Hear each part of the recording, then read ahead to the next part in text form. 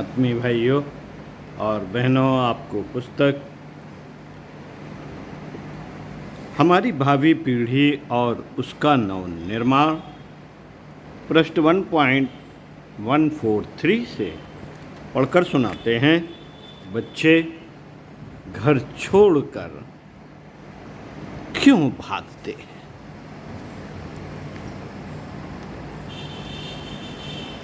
बच्चे घर छोड़कर क्यों भागते हैं?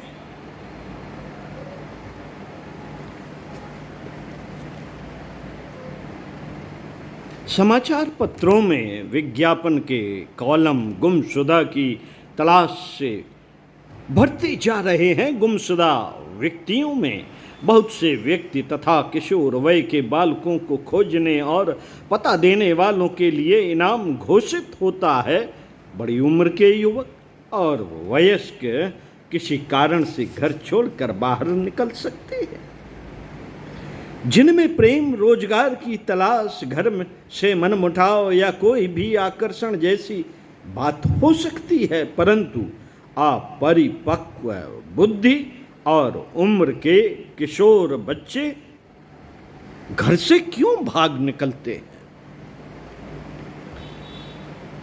इसका कारण समझने के लिए गहराई से विचार करना होगा। यद्यपि परिवार के हित में भी तथा स्वयं भागने वाले युवक और प्रौढ़ व्यक्ति के हित में घर छोड़ना लाभदायक नहीं होता।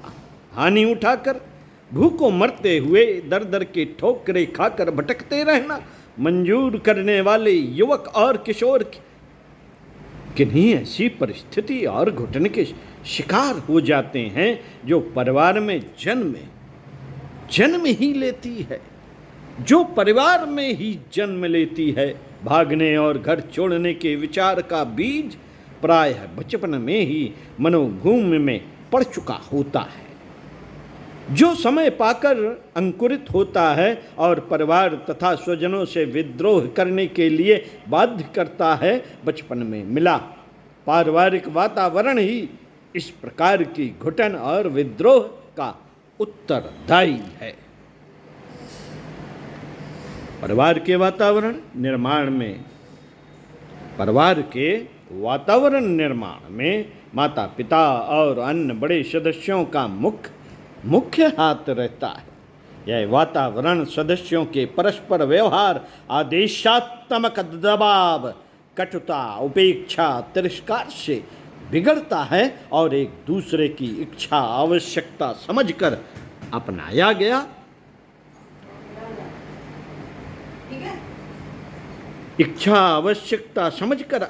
गया सहयोगी दृष्टिकोण, मधुर व्यवहार, सम्मान तथा परस्पर हितकारी रवैये से सुधरता है।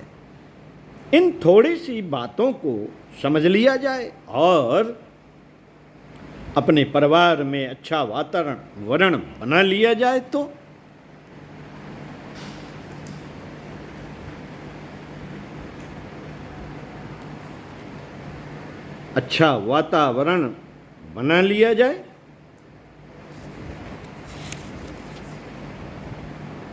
तो इस समस्या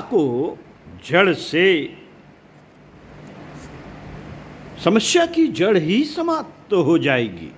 न तो घर की बेइज्जती होगी और न किसी बच्चे को दर दर की ठोकरें खाने के लिए बाध्य होना पड़ेगा। घर के बड़े सदस्य यह समझते हैं कि परिवार के छोटे बच्चे या अन्य सदस्य केवल उम्र से छोटे होने के कारण हमारे दास हैं या आश्रित हैं, इसलिए हमें उनसे सेवा कराने का काम लेने का पूर्ण अधिकार है। यह अधिकार की भावना ही उन्हें बच्चों के प्रति अनुचित व्यवहार की प्रेरणा देती है। वे न तो यह सोचते हैं कि बच्चा इस समय किस काम में लगा हुआ है और न ही उसकी सुविधा तथा इच्छा का ध्यान रखते हैं। बच्चों में स्वभावतः ही अपने से बड़ों की सेवा करने उनके काम आने की हार्दिक इच्छा रहती है, इच्छा रहती है। परंतु कई बार ऐसा भी होता है कि जब वे अपनी उम्र के किसी महत्वपूर्ण काम में लगे होते हैं या उस समय विश्राम करना चाहते हैं, ऐसे अवसर पर ऊपर से दी गई आज्ञा उन्हें व्यथित कर देती है। वे सोचने लगते हैं कि काश इस समय यह काम नहीं करना पड़ता। वे सोचते हैं कि काश इस समय यह काम नहीं करना पड़ता, क्योंकि उनके मन में शुरू से ही यह बात होती है कि बड़ों की आज्ञा पालन करनी ही चाहिए। संस्कारवान बालक ऐसी दशा में अपने मन की भावना को दबाकर भी बड़ों का काम कर देते हैं, परंतु स्वच्छंद स्वभाव के बच्चे तो ऐसे अवसर पर स्पष्ट रूप से अपनी इच्छा कह देते हैं और असमर्थता जाहिर कर देते हैं। बड़े सदस्यों पर इसकी बड़ी गहरी प्रतिक्रिया होती है। समझदार व्यक्ति तो जान लेते हैं कि बच्चा इस समय उनकी सेवा या आज्ञा मानने के मूड में नहीं है, लेकिन स्वयं को बड़ा होने का मान रखने वाले व्यक्ति का अहम इससे आहत होता है।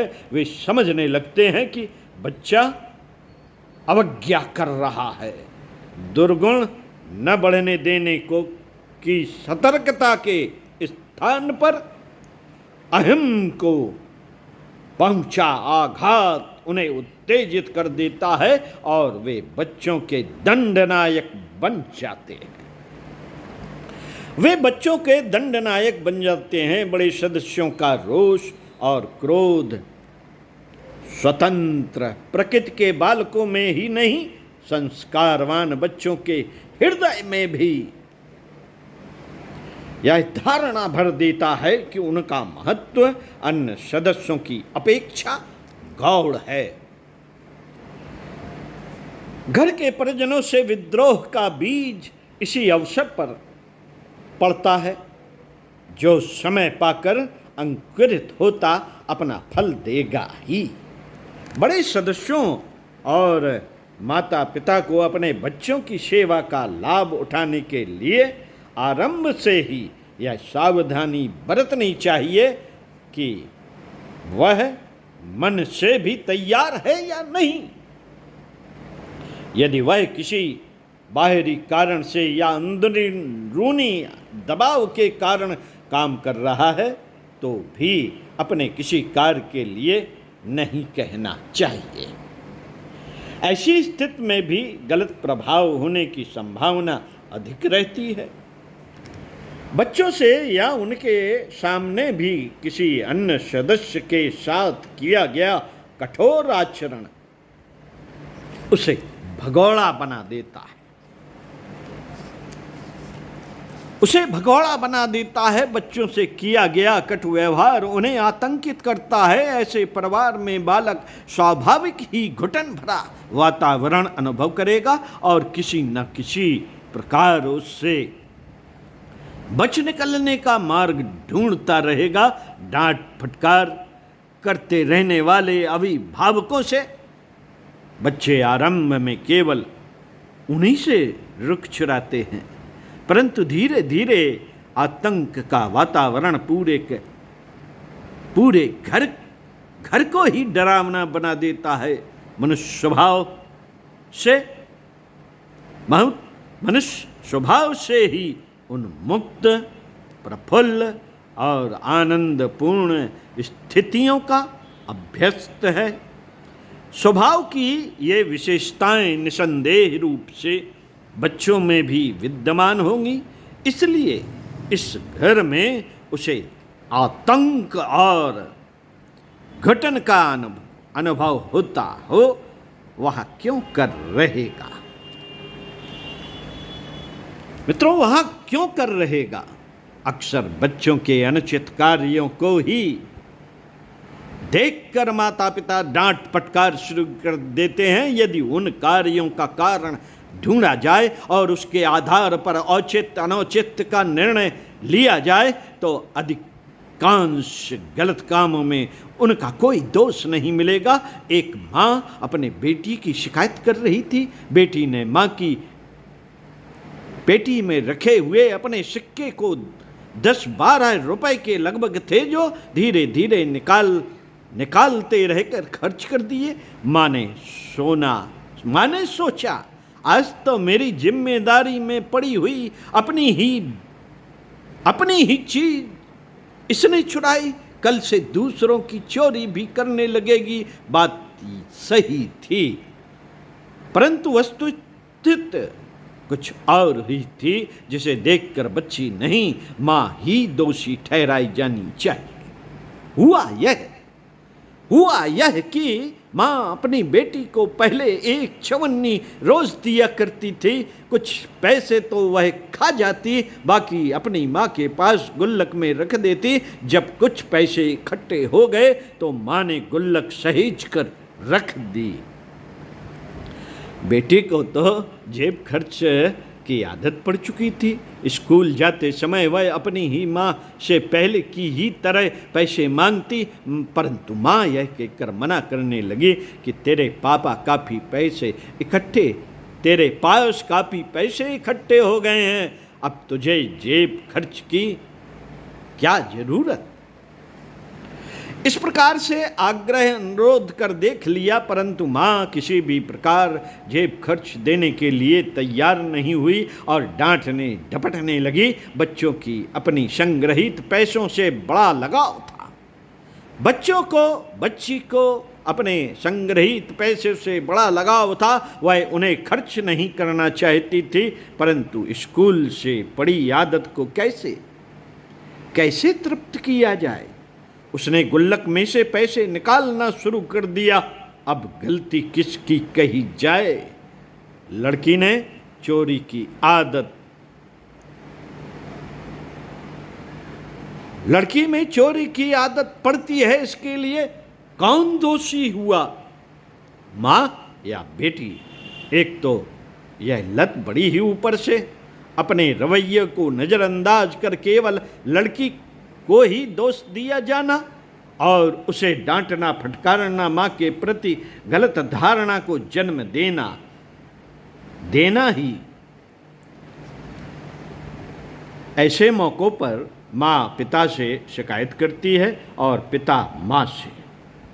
दोनों ही एक दूसरे की सुनी हुई बातों को सुनकर इतने असंतुलित हो जाते हैं कि उन्हें बच्चों से उनकी समस्या सुनने का ध्यान ही नहीं रहता। बच्चा तो अपनी दृष्टि से एकदम सही है, उसे माता पिता ही गलत महसूस होते हैं। परिणाम यह होता है कि अपने प्रति किया गया अत्याचार वह सह नहीं पाता। 1 बार 2 बार 4 बार बार इसी प्रकार का व्यवहार उसने विद्रोह का बारूद भरता रहता है और फिर दोबारा पहुंचा जरा सा भी आघात एक ऐसा विस्फोट करता है जिसके कारण बच्चा हो या बड़ा घर से मुंह मोड़ कर चलता बनता है।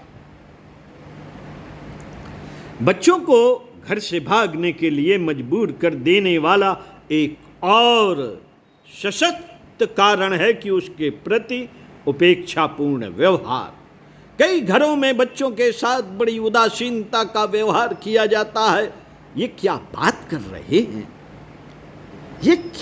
कर रहे हैं, इस ओर किसी का ध्यान ही नहीं रहता। बच्चा किसी को पीट रहा है या कोई तोड़फोड़ कर रहा है, इससे जैसे किसी को कोई सरोकार ही नहीं। ऐसा लगता है कि किसी और के बच्चे हैं। ऐसे परिवार में माता पिता यह मानकर चलते हैं कि बच्चों को अपने ढंग से चलना चाहिए। कील चुभेगी तो उन्हें स्वयं पता चलेगा, रोकने टोकने से उनका स्वाभाविक विकास अवरुद्ध होगा। प्रत्येक वस्तु के प्रति उनके एक कौतूहल की भावना रहती है, अतः जब तक वे प्रत्येक वस्तु और विषय का स्वयं परख और अनुभव नहीं कर लेते तब तक चैन से नहीं बैठते। यह दृष्टिकोण है। यह दृष्टिकोण है तो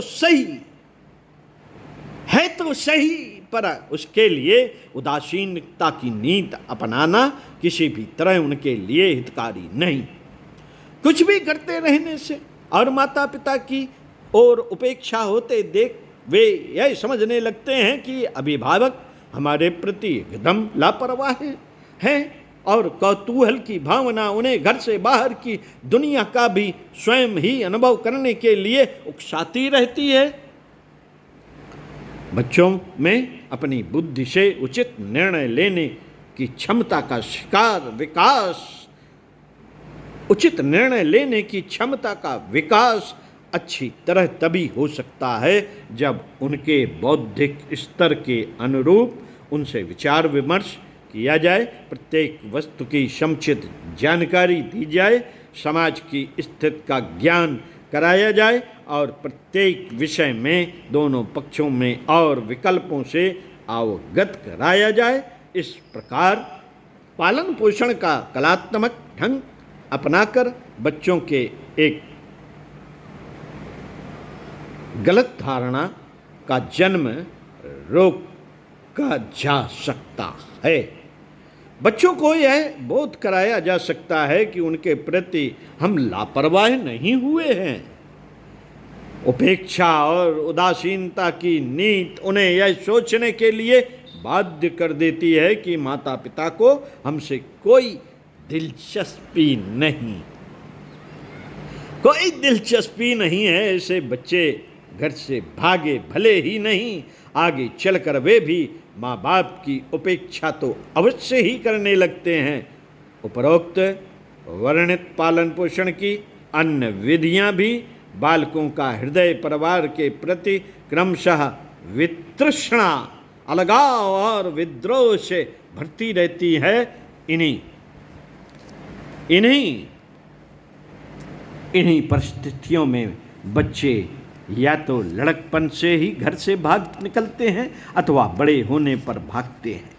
यदि इन तथ्यों को ध्यान में रखकर आरंभ से ही बच्चों के प्रति गलत प्रतिक्रिया हो सकती है। बच्चों के प्रति अपने व्यवहार से सावधानी रखी जाए। किस बात की गलत प्रक्रिया हो सकती है या समझबूझ कर आचरण किया जाए तो बच्चे भूख मरकर भी बाहरी दुनिया का बड़े से बड़ा आकर्षण ठुकरा देंगे।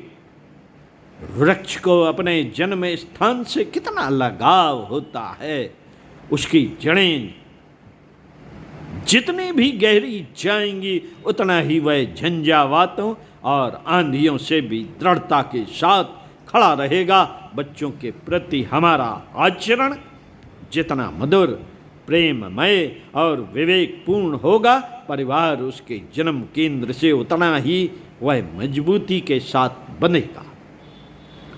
प्रलोभन और आकर्षण की आंधियां भी उसे विचलित नहीं कर सकेंगी।